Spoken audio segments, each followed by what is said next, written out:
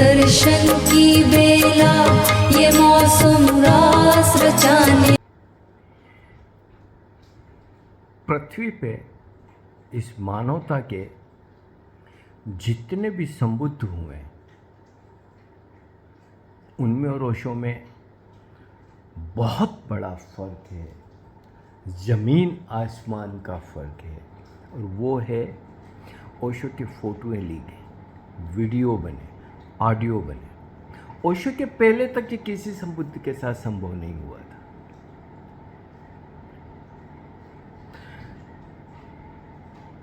हजारों हजारों सालों तक लोग ओशो को बोलते, उनकी मुद्राओं को देख सकेंगे, सुन सकेंगे, पढ़ सकेंगे।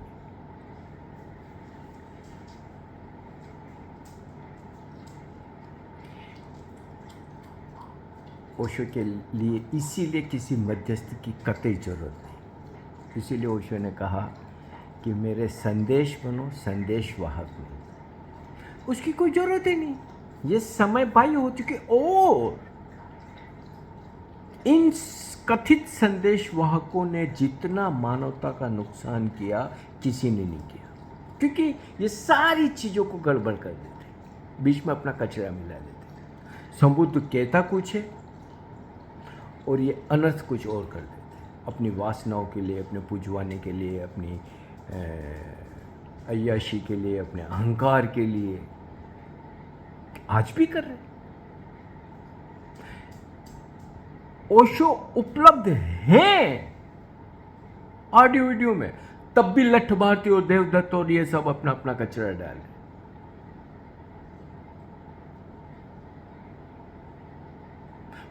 कतई जरूरत नहीं है। मेरा इसीलिए टैग लाइन है, ओशो को पढ़िए, ओशो को सुनिए, ध्यान करिए। कोई जरूरत नहीं किसी के भी पास जाने की या किसी भी तरीके से इन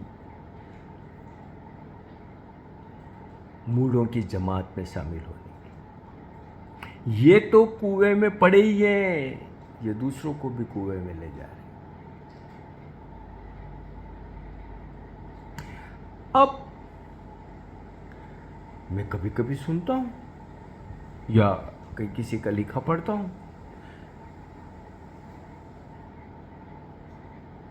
राजनेता के ऐसे फूहड़ भक्त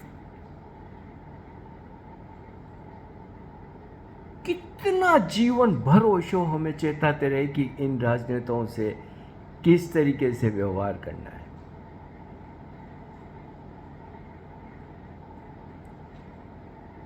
बोले कि इनके टोपी से फुटबॉल खेलो, बोले मैं वॉलीबॉल नहीं खेल रहा हूं। कितनी बार कहा कि ये मनुष्यता के सबसे निचले स्तर से आते हैं, कितनी बार कहा कि इनको अखबार के आखिरी पन्ने में कोने में डालो। और ये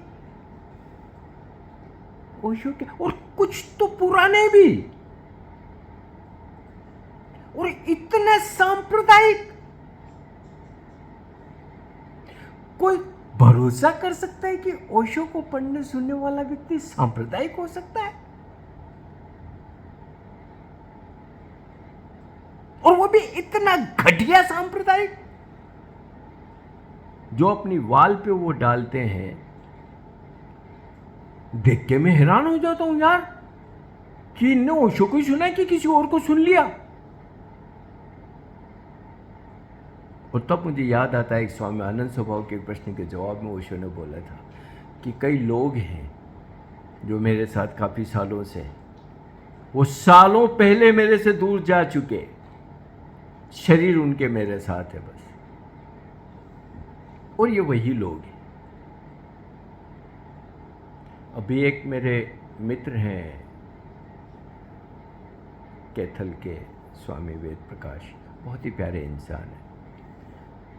उनका किसी के बारे में मैं जानता हूं, जिस व्यक्ति का वो जिक्र कर रहे थे, घटिया आदमी। और देखो कितना जहर से भरा हुआ। अब अगर कोई व्यक्ति ओशो को पढ़ने सुनने की जगह या ओशो को सीधा समझने की जैसे इन घटिया लोगों के चक्कर में पड़ जाए तो वो कैसे समझेगा ओशो को?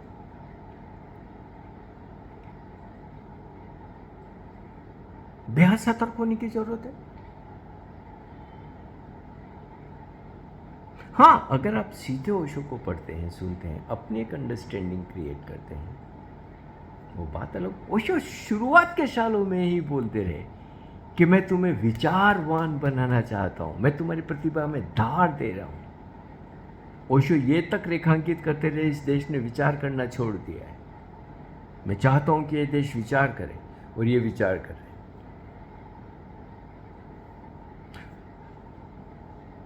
आम लोगों में कई मिल जाएंगे जो कई तरीके के विचार रखते, लेकिन ये जैसे जड़ और लट है। मेरी शिकायत यह है कि ये ओशो के नाम से अपना कचरा, अपनी शिट लोगों तक पहुंचा है।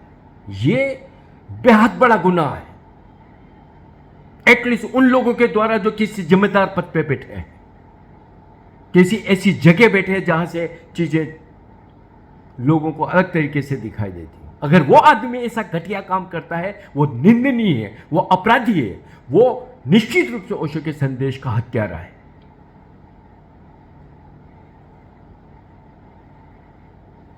ओशो किसी राजनेता के पक्ष में कभी बोले हैं? किसी जड़ता, किसी कट्टरता, किसी मूर्खता, किसी गंवारपंथी, किसी पुरातनपंथी, किसी सांप्रदायिकता के क्या कभी ओशो पक्ष में बोले?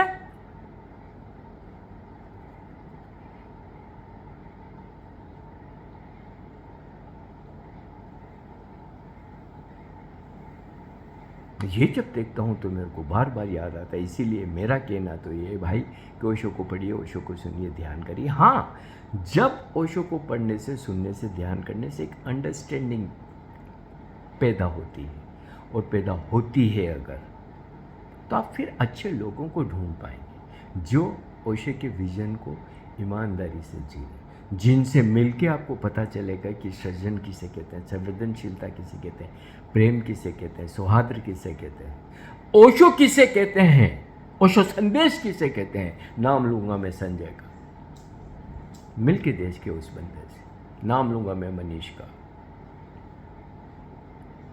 ऐसे बहुत सारे नाम है जो मैं ले सकता हूं, साधना माँ का, लंबी लिस्ट। और बहुत अच्छे अच्छे लोग हैं जिनसे मिलके आपको स्वाद लगेगा ओशो का। किसी भी विषय पे उनसे बात करके देखिएगा तो पता चलेगा कि एक ओशो की समझ रखने वाला व्यक्ति होता कैसा है।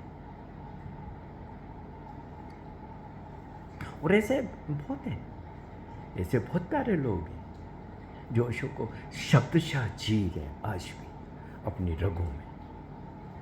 और मैं एक बात याद दिला दूं, जो ये ओशो के लोग हैं जो ओशो को जी रहे हैं, जिसे ओशो माय पीपुल कहते रहे, उनको बाहरी किसी तरीके के ढकोसले की जरूरत नहीं पड़ती। कोई ढकोसला करता भी नहीं। ये दाढ़ियाँ बढ़ा के और ये टोपे पहन के और पता नहीं क्या क्या, ये उथले लोग हैं, भीतर कुछ भी नहीं घटा, इसलिए बाहरी आवरण डालने पड़ रहे हैं। उनको पता है ये बाहरी आवरण नहीं डाले तो उनको कोई पूछने वाला नहीं है। क्या उनके पास में न तो इंटेलेक्चुअल है, न क्रिएटिव है, न अंडरस्टैंडिंग है, न कोई IQ है, न कोई विजन है। पूछेगा कौन उनको? अगर ये जो भी लट्ठ भारती, देव भारती, रिंग मास्टर और ये पता नहीं कौन कौन है, उनकी दाढ़ियाँ बाल कटा दो, पेंट शर्ट पहना दो, पूछेगा कौन उनको? उनकी जितनी भी दुकानदारी चल रही है इस बाहरी आवरण से चल रही, क्योंकि भीतर कुछ भी नहीं घटा। जब भीतर घट जाता है ना तो बाहरी आवरण की जरूरत नहीं पड़ती। ये बहुत बात उथली हो जाती है, बचकानी होती है, फुहाड़ हो जाती है, खुद को अजीब लगेगा ये क्या कर रहा हूं मैं।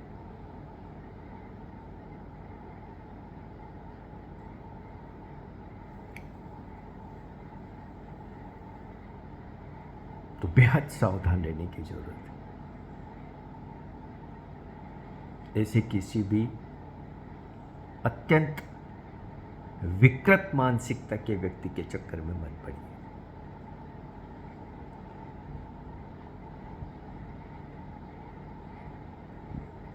वो सिर्फ नुकसान करेंगे और कुछ भी नहीं करेंगे। वो तो अपना नुकसान कर चुके, उनने तो अपनी ज़िंदगियां बर्बाद कर ली, वो दूसरों को भी उसी राह पे लेके जाएंगे। ओशो जैसे संबुद्ध महर्षि के बारे में जानने के बाद, उनसे परिचित होने के बाद, अगर आप इस तरीके के वाहियात लोगों के चक्कर में पड़ जाते हैं तो इससे बड़ा नुकसान और क्या हो सकता है। अस्तित्व ने इतना बड़ा मौका दिया कि इस मानवता के श्रेष्ठ संबुद्ध से आपको परिचय करवाया, और फिर पड़ गया आप इस टट्टी में, शुद्ध रूप से सड़ी टट्टी। ये देव तत्व और ये लठ भारती और ये इस तरीके के लोग जो सांप्रदायिकता की बातें करते हैं, ये जो गंदे राजनेताओं के तलवे चाटते हैं या उनका पेंदा चाटते हैं, ये विकृत लोग हैं। कण बराबर भी इनको ओशो की समझ नहीं। और मजेदार चीज एक बात और देख लो आप, कोई भी इंटेलेक्चुअल नहीं इनमें से, मैं लगभग कईयों को जानता हूं व्यक्तिगत रूप से, बौद्धिकता से उनका कोई नाता नहीं, संबंध नहीं। हाँ, किसी समय में किसी स्थिति परिस्थिति में लटक गए और जीवन चल निकला तो पड़े हैं, खा रहे रोटियां, और मन तो उनका वैसे ही रहा सांप्रदायिक, मन तो उनका वैसे ही रहा जहरीला जैसा भीतर था। ओशो उल्टे गड़े की तरह बैठे रहे, ओशो को सुनते रहे, लेकिन असर कुछ भी नहीं हुआ। मैं मान ही नहीं सकता कि कण बराबर भी ओशो का मैसेज किसी के भीतर उतर जाए तो वो सांप्रदायिक हो सकता है, वो किसी राजनेता का अंधभक्त हो सकता है। ये पॉसिबल ही नहीं है।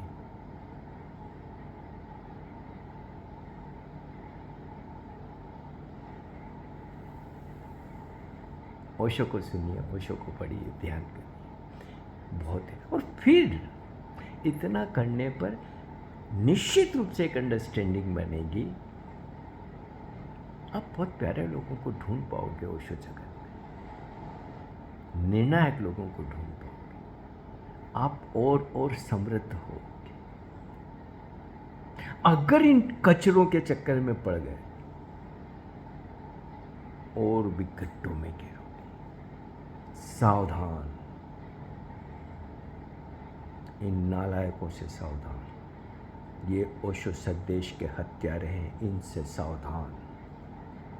ओशो को पढ़िए, ओशो को सुनिए और ध्यान करिए। हमारे चैनल को सब्सक्राइब करिए, लाइक करिए, शेयर करिए, कमेंट्स करिए और आर्थिक मदद करिए। सच में भी बहुत ज़रूरत है।